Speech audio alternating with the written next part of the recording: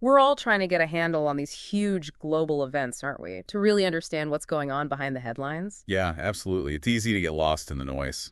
So today, we're diving into something pretty complex in the Russo-Ukrainian War. The foreign fighters. People joining from all over the world on both sides.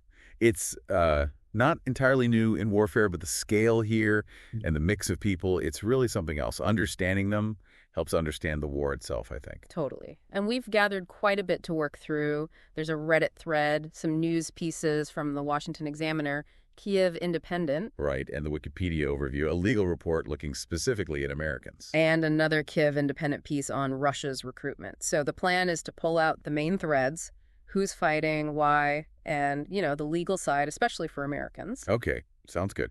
Where should we begin? Maybe with the fact that this isn't just a post-2022 thing. Good point. Foreign fighters have been there really since 2014 on both sides.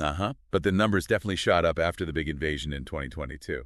Yeah, those earlier numbers, like between 2014 and 2019, something like 17,000 total, with almost 4,000 on Ukraine's side back then. That's already quite a few. Yeah. And yeah, the sources suggest the wave after February 2022 is, well, much bigger. So let's look at the Russian side first.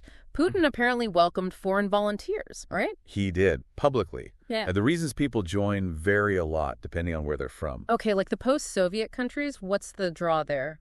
Well, you see people from places like Armenia, Belarus, Kazakhstan, Kyrgyzstan, even Latvia. Sometimes it's about Russian diaspora ties, sometimes ideology. And mercenaries too, potentially. There are allegations of that, yeah. Plus people from those breakaway regions, Abkhazia, South Ossetia, Transnistria. And it's not just that region. Europeans are involved too. Yes, reports mention Germans, Serbs, Hungarians fighting with Russian forces.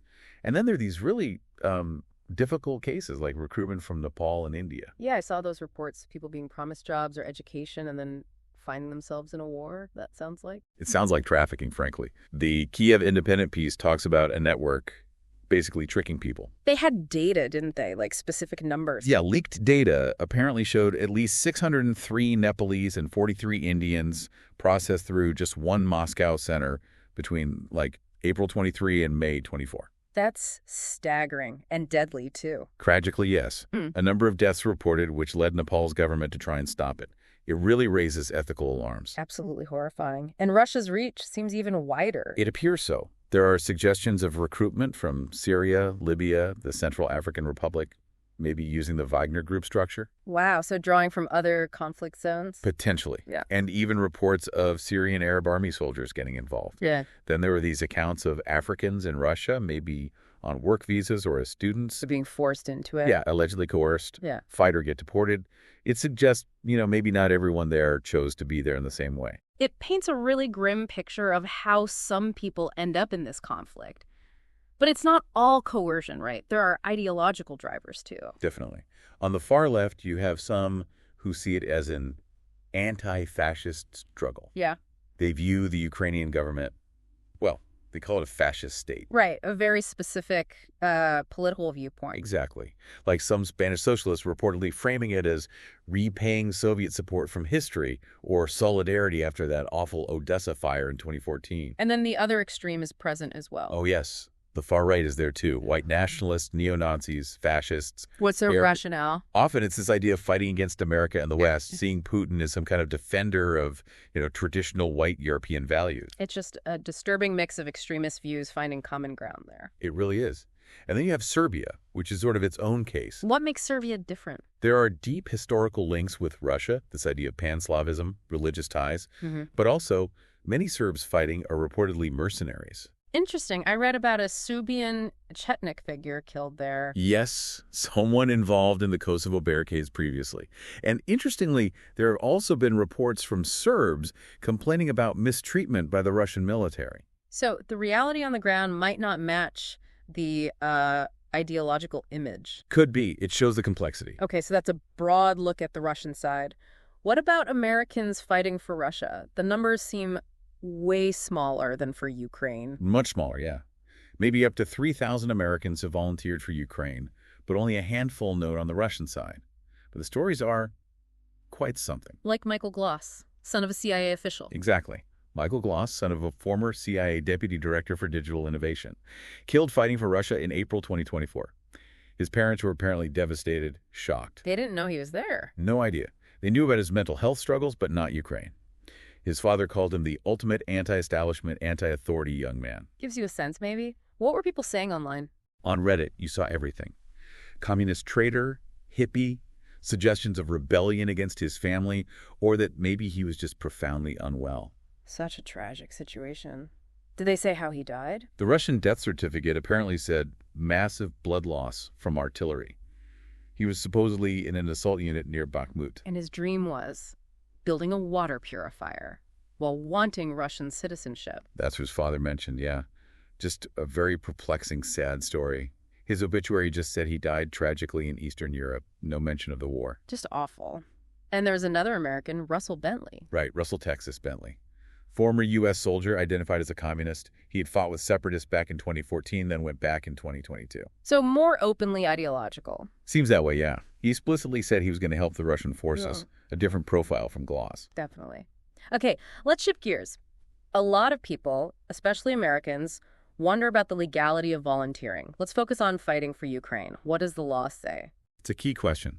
Our legal source looked closely at the Neutrality Act.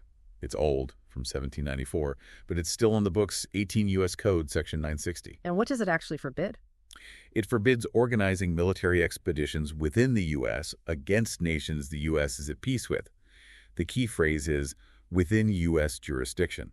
Okay, so location matters. Critically, the interpretation, backed by a Supreme Court case called Winbor from way back in 1896, is that it generally doesn't stop an individual from going abroad to enlist. So just buying a plane ticket and signing up overseas is likely okay under that specific law. That seems to be the accepted view, based on that analysis. If the actual organizing, the setting up of the military unit, happens outside U.S. territory, the act likely doesn't apply to the individual volunteer traveling there. But what about online recruitment? That feels like it happens everywhere, including the U.S. That's the tricky part, isn't it? The legal analysis brings up this idea from civil court cases about interactive versus passive websites. Okay, explain that. Passive is just information. Right, like a website that just tells you stuff. Think Cybercell v. Cybercell. An interactive site is more like two-way communication. Maybe you fill out forms, submit info directly through the site.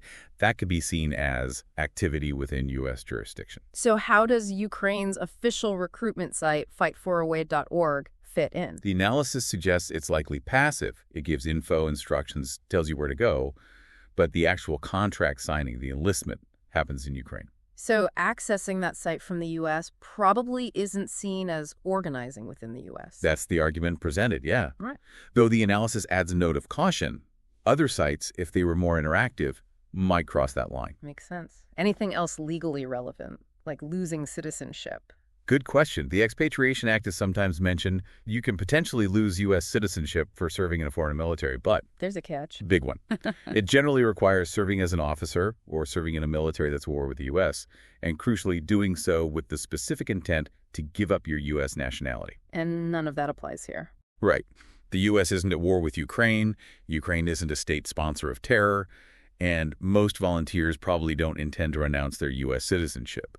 So that act isn't really a barrier for most volunteering for Ukraine via these channels. Okay, that clarifies the legal picture quite a bit, at least based on current understanding. So let's try and pull this all together. Yeah, we've seen this war pulls in fighters from all over for all sorts of reasons. On the Russian side, it's a mixed ideology, diaspora links, maybe money, but also disturbingly coercion and outright deception. The Nepalese case really stands out, and the Michael Gloss story shows the very personal, tragic side for Americans involved with Russia. Absolutely. And then for Americans thinking about joining Ukraine, the legal path, specifically regarding the Neutrality Act, seems relatively clear if the recruitment happens outside the U.S., like through those passive online routes. But things could change, right? Laws, policies, how recruitment works. For sure. It's a fluid situation. Nothing is set in stone in a conflict like this. Definitely. Which brings us to a final thought for you, listening. When you think about all these different people, the ideologues, the coerced, the adventurers, the diaspora members fighting in Ukraine on both sides, what does that tell you about the war's global reach? Yeah, what does it say about the ideological battles playing out? Yeah. And maybe about how people balance, their own choices versus loyalty to a country in today's world. Lots to think about there. Definitely something to keep mulling over.